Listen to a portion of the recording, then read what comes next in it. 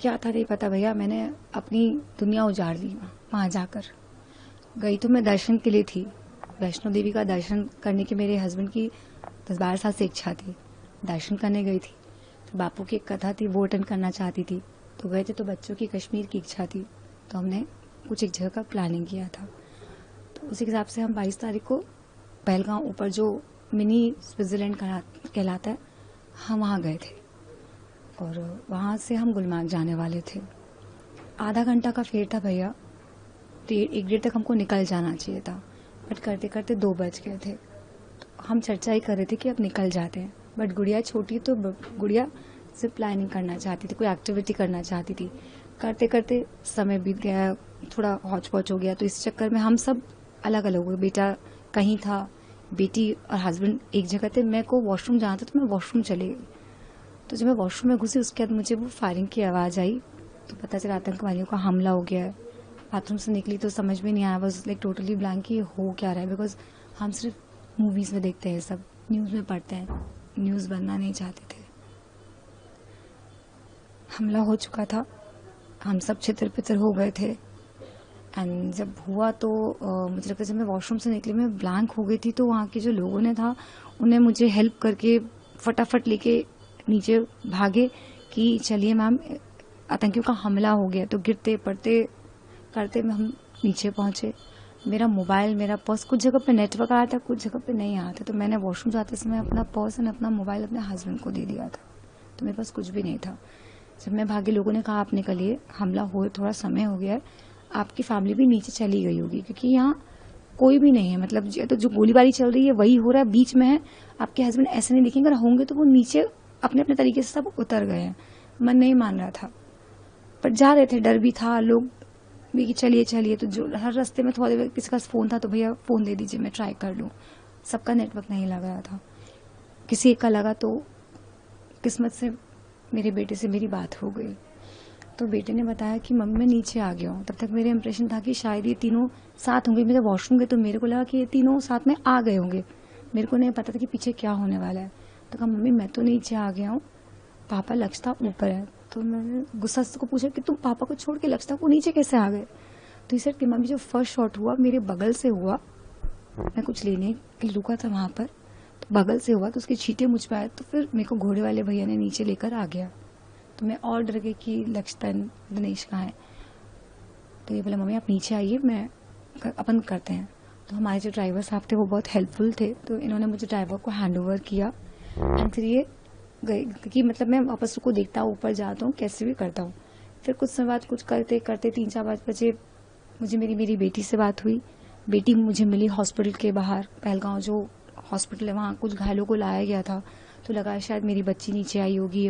घायल की उम्मीद तो नहीं थी, लेकिन लगा एक बार राउंड मार लिया जाए। तो मेरी बच्ची मुझे वहाँ मिली, थोड़ी सी उसके हाथ में चोट थी, कपड़े वपड़े खून से लदे हुए थे। तो उसने बताया मम्मी पापा को गोली लगी है।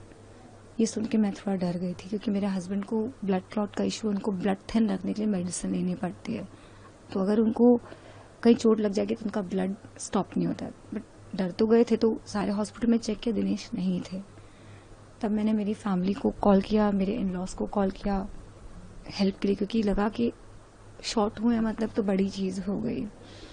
ऐसा करते करते करते करते फिर सब जगह मैं हेल्प के लिए गई। मुझे याद नहीं आ रहा कैसे क्या हो रहा था, बट हर जगह हम हेल्प के लिए जा रहे थे। सरकार हमें क्लब हाउस भेजी कि भाई आप लोग वहाँ तो सेटल हुए, एरिया सेफ नहीं है, हौच पौच कम है, तो हम भी कुछ काम कर सकें। हम क्लब हाउस भी गए, बट मन नहीं माना, फिर हम वापस आ गए। गुड़िया को गाड़ी में रखा, मैं और मेरा बेटा ढूंढने में लग गए। फिर फोन नहीं था, तो मेरे बेटे ने मुझे एक नया नंबर दिया, कि एक नया फोन दिया। वहाँ के लोग बहुत हेल्प किए कि तुरंत उस माहौल में, कर्फ्यू के माहौल में, बंद दुकान को खोल के मुझे सिम और मोबाइल दिया। सामने होटल वाले भैया थे, उन्होंने मेरी बेटी को बैठाया, कुछ बना के खाने के लिए दिया, मुझे चाय पिलाया, बैठाया। बहुत हेल्प किया वहाँ के लोगों ने, मैं बोलूँगी बहुत हेल्प किया, बहुत हेल्प किया। उसके बाद ये हुआ कि कुछ 7-7:30 बजे कि 8 बज गया था ना, ध्यान नहीं आ रहा। कुछ लोग नीचे आए, उनसे पूछा तो उन्होंने बोला कि आखिरी ग्रुप ऑफ पीपल नीचे आए हैं, आप उनमें चेक कर सकते हो। तो कुछ अंदर से ऐसा लगा कि पता नहीं अब ये भी देखें कि शायद इसमें दिनेश हो, बट 7:30-8 बजे तो उनकी बातों से लगा कि शायद अब दिनेश नहीं है। तो मैंने पूछा भी शायद आप इंसान मतलब लाए हैं, बॉडी लाए हैं, क्या लाए, आप मुझे बताएंगे तो मुझे समझ में आएगा। तो उन्होंने बोला हम कुछ भी नहीं बता सकते। फिर थोड़ी देर बाद कहीं से खबर आई, मेरे बेटे का कॉल आया नए नंबर पे कि मम्मी आप एक बार आइए। उसको कहीं से कॉल आया था कि मिले, हर जगह डिस्क्रिप्शन मांगा गया। मैंने अपने हस्बैंड का डिस्क्रिप्शन दिया, आधार की फोटो भी दी, नया नंबर भी शेयर किया, तो उनके पास नंबर था। उन्होंने मेरे बेटे को कॉल करके बुलाया। बेटे ने मुझे कॉल किया कि मम्मी एक बार आ जाओ, आप खाली आना, लक्ष्यता नहीं आएगी। तो जब मैं वहां देखी तो बदकिस्मत एक मैं भी थी, मेरे हस्बैंड थे, उनकी बॉडी थी सामने। सरकार से कोई उम्मीद? भैया सरकार से उम्मीद वैसे तो मैं सरकार कर ही रही है। वहाँ अमित शाह जी आए थे, उन्होंने इतना सुंदर से मेरे पति को विदाई दी है, एक शहीद की तरह विदाई दी है। तो मुझे पूरी उम्मीद है कि सरकार मेरे पति को शहीद की उपाधि देगी, वो इज्जत वो सम्मान मेरे पति को मिलेगा। हमने जो खोना था मैंने खो दिया। आज यहाँ जब मैं आई तो मुझे बहुत अच्छे से वेलकम किया। सारे मिनिस्टर्स हैं, छत्तीसगढ़ के हो, पहलगांव के हो, उड़ीसा के हो, कहाँ के नहीं आए, कहाँ के कलेक्टर, डिप्टी कलेक्टर, कर्नल, कहाँ के किसका कॉल नहीं आया। Everyone is very helpful, very kind and helping. तो हमारी सरकार क्यों चूकेगी? मेरे पति को जरूर शहीद की उपाधि मिलेगी, यही उम्मीद है। दीदी बच्चे भी छोटे हैं तो उनके लिए कोई बात रखना चाहेंगे? हाँ, मेरा बेटा अभी 19 का हुआ है, अभी वो बस बड़ा होना शुरू ही किया था उसने।